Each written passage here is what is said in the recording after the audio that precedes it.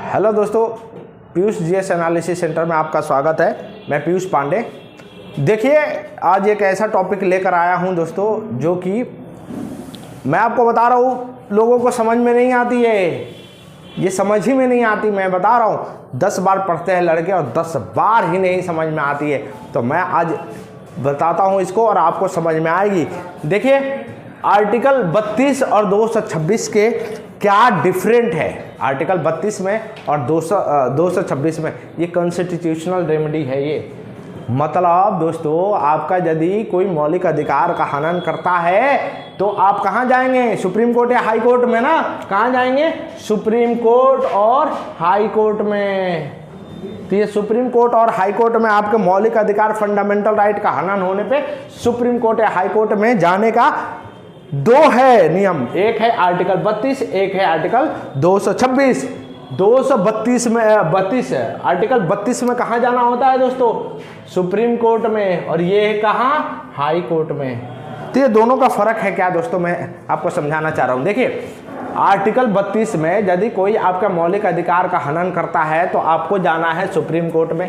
और आर्टिकल 32 के तहत दूसरा आर्टिकल 226 के तहत आपको जाना है, 226 है दोस्तों, ये 226 के तहत आपको हाई कोर्ट में जाना है। ठीक है। देखिए, आर्टिकल 32 जो है ना, आपका मौलिक अधिकार अपने आप में ही है। एक तो है कि मौलिक अधिकार के लिए आपको जाना है, कोई हनन कर रहा है तो। दूसरा आर्टिकल 32 देखिए, मौलिक अधिकार आर्टिकल 12 से लेकर 35 के बीच में ये आपका मौलिक अधिकार है। और इसके दोनों के बीच में कौन सा आता है? आर्टिकल 32 आता है। इसका मतलब क्या है? ये आर्टिकल 32 जो कॉन्स्टिट्यूशनल रेमेडी है, ये खुद में भी मौलिक अधिकार है। इसका मतलब क्या है दोस्तों? इसका मतलब ये है कि यदि आपके मौलिक अधिकार का हनन हो रहा है और आप सुप्रीम कोर्ट में गए तो सुप्रीम कोर्ट मना नहीं कर सकता, ये देखने के लिए कि आपके साथ हुआ क्या है। पहली बात तो ये 226 में जाएंगे तो फिर ऐसा होगा क्या? तो देखिए, 226 का ब्रॉड, देखिए आप यदि कॉन्स्टिट्यूशन पढ़ेंगे ना किताबें में, जैसे लक्ष्मीकांत में पढ़ेंगे, तो आपको लगेगा उसमें लिखा होगा 226 ब्रॉड है। हाँ, ये थोड़ा नैरो है। अब ब्रॉड या नैरो का मतलब क्या है? इसका मतलब ये ज़्यादा पावरफुल है और ये कम पावरफुल है, ऐसा नहीं है दोस्तों। इसको समझना है। देखिए, कॉन्स्टिट्यूशन एक ऐसी चीज होती है जो ना इंटरप्रिटेशन उसके शब्दों पे होता है, क्या लिखा गया है। तो देखिए, ये ब्रॉड है और ये नैरो है। इसका मतलब क्या है? ये देखिए, ये फंडामेंटल राइट का गार्जियन है। मौलिक अधिकार का हनन होता है तो ये सुप्रीम कोर्ट मना नहीं कर सकता। 226 में आप जाएंगे तो ये देखिए, सुप्रीम, ये कॉन्स्टिट्यूशनल राइट बोला जाता है दोस्तों, कॉन्स्टिट्यूशनल राइट।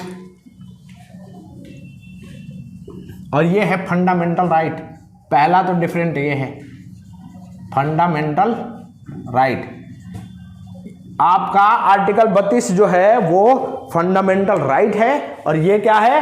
कॉन्स्टिट्यूशनल राइट है। इसका मतलब क्या होता है कि दो संस्थाएं हैं, आपकी कोई भी मौलिक अधिकार का हनन कर रहा है, या तो आप आर्टिकल 32 के पास जाइए, नहीं तो आर्टिकल 26 में हाई कोर्ट के पास जाइए, नहीं तो सुप्रीम कोर्ट के पास जाइए। सुप्रीम कोर्ट के पास यदि गए तो सुप्रीम कोर्ट आपके साथ हुआ क्या ये देखने के लिए मना नहीं कर सकता। वो वैध है, उसको देखना ही पड़ेगा कि आपका कैसे फंडामेंटल राइट का हनन हुआ है। 226 में यदि आप जाते हैं तो इसमें क्या है? ये हाई कोर्ट जो है ना, वो केवल आपकी फंडामेंटल राइट के हनन से ही रिट के लिए। देखिए, यदि एक चीज बताता हूं, जब आपका फंडामेंटल राइट मौलिक अधिकार का हनन होगा तो आप सुप्रीम कोर्ट और हाई कोर्ट में जब जाएंगे तो क्या करेंगे? रीट बनता है। रीट, देखिए ये रीट होता है, मतलब ये रीट पिटीशन होती है। पिटीशन बहुत अलग अलग तरीके का होता है, सिंपल सा लैंग्वेज में समझिए दोस्त। तो जो मौलिक अधिकार का हनन के लिए जो होता है ना, वो क्या होता है? उसको रीट बोला जाता है। सुप्रीम कोर्ट भी रीट तैयार करेगी, हाई कोर्ट भी तैयार करेगी। ये कॉन्स्टिट्यूशनल राइट है। इसका मतलब कि ये यदि फंडामेंटल राइट का हनन हो रहा है तब भी देखेगी, या कॉन्स्टिट्यूशनल राइट का हनन हो रहा है तब भी देखेगी। और तीसरा लीगल राइट का भी।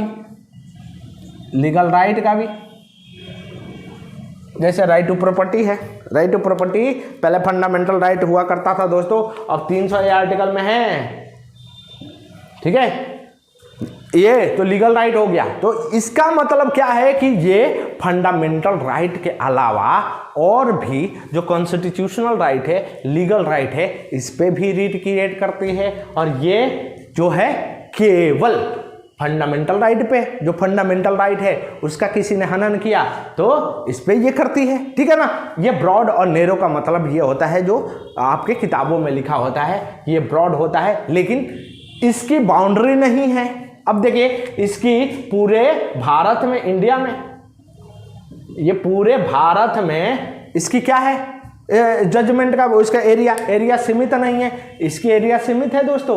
अब पटना हाई कोर्ट का होगा तो पटना में बिहार में ही होगा, बिहार के ही ओरिजिन होना चाहिए, दिक्कत है तभी होगा। अब ऐसा नहीं है कि बिहार के हरियाणा के कोई इशू है वो पटना हाई कोर्ट में जाके आप रिट क्रिएट करेंगे, तो ऐसा नहीं होगा। तो इसका क्या मतलब, इसका सीमित है, इसका सीमित नहीं है, ठीक है। ये हो गया आर्टिकल 32 और 226 में अंतर। सिंपल सी मतलब समझ जाइए, ये होती है हाई कोर्ट के लिए और ये होती है सुप्रीम कोर्ट के लिए। अब देखिए दोस्तों, जो आपकी फंडामेंटल राइट का हनन हो रहा है ना, जो रीट बनेगी ना, तो रीट होती है 5 तरीके से।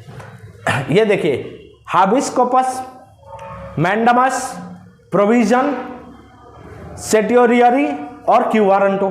इसको हिंदी में बोले तो बंदी प्रत्यक्षीकरण, परमादेश, निषेध और सेटियोरियरी और क्यू वारंटो। ये 5 तरीके का आपके रिट होता है, पिटीशन होती है। जो आप सुप्रीम कोर्ट और हाई कोर्ट में जाएंगे तो ये 5 तरीके का पिटीशन आप डालेंगे सुप्रीम कोर्ट या हाई कोर्ट में, ठीक है। तो वो जो पिटीशन डालने वाले हैं तो ये 5 टूल्स है।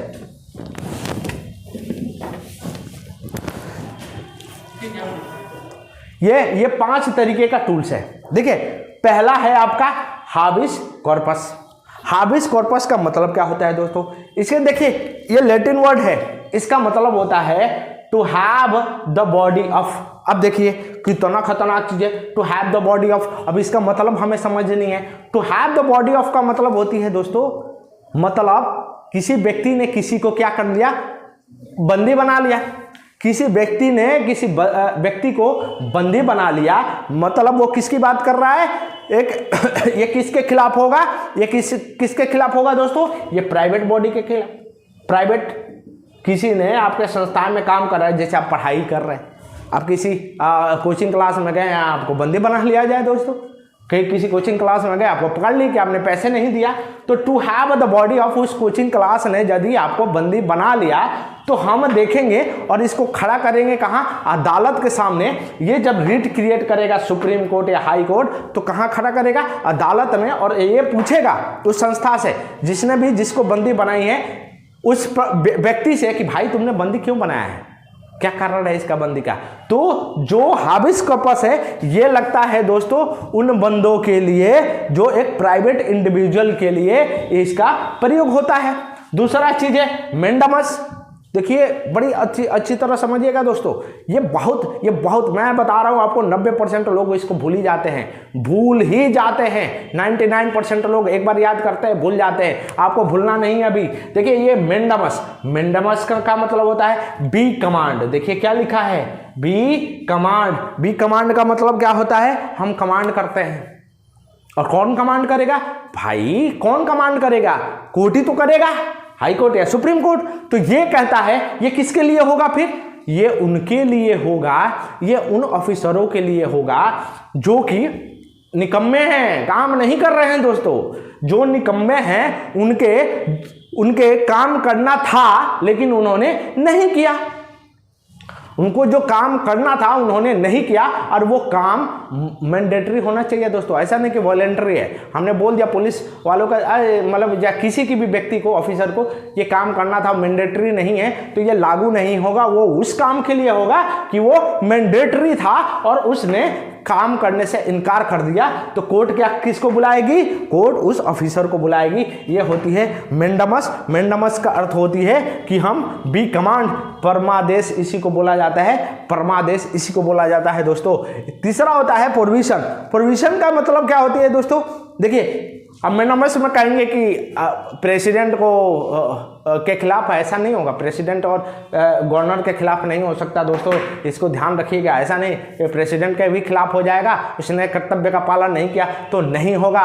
जिन्होंने कर्तव्य का पालन नहीं किया, ऑफिसरों की बात हो रही है, गवर्नर और उसके लिए छुटकारा है दोस्तों बहुत सारे आर्टिकल में। ठीक है, अब आ जाइए प्रोविजन। प्रोविजन का मतलब देखिए, टू फॉरबिड लिखा है।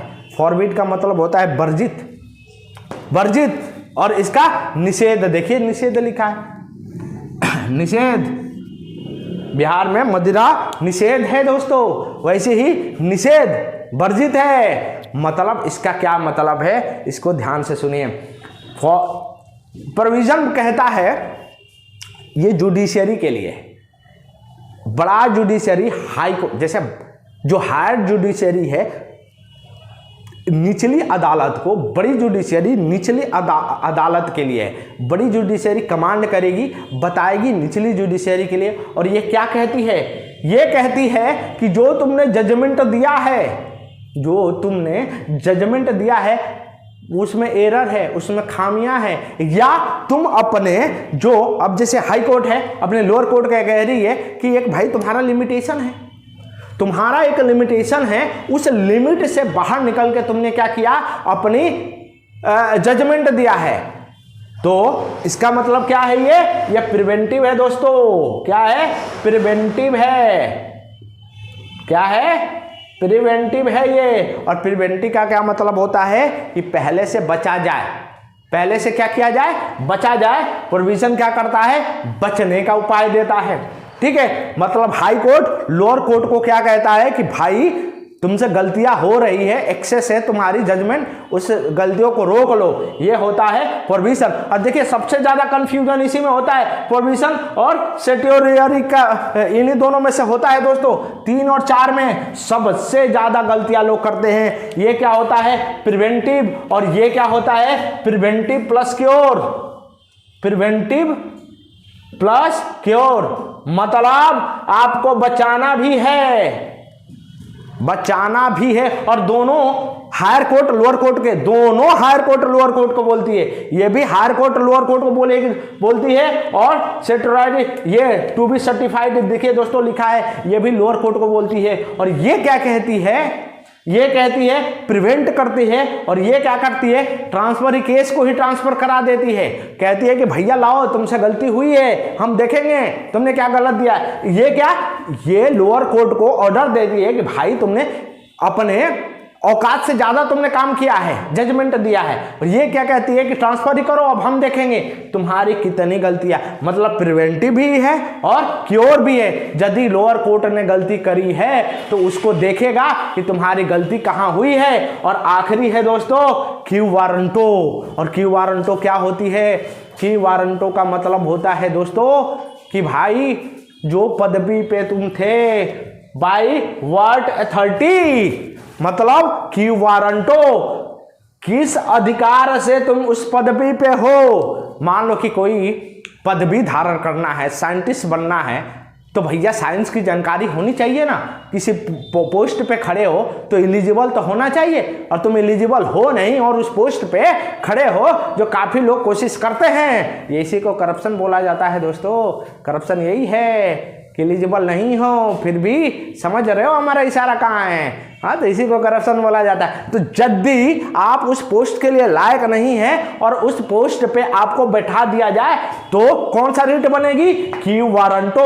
बाय व्हाट अथॉरिटी, किस रूप में आप खड़े हैं। तो ये देखिए, ये है सिंप्लीफिकेशन। इसको आसान भाषा में समझेंगे। और ये मैं बता रहा हूं 90% लोग इसको गलती करते हैं कॉन्स्टिट्यूशन में। आज पढ़ते हैं कल भूलते हैं, आज पढ़ते हैं कल भूलते हैं। भूलना नहीं है, यही चीजें हैं। ठीक है, यदि वीडियो पसंद आए तो लाइक एंड सब्सक्राइब करते रहिए। जय हिंद दोस्तों।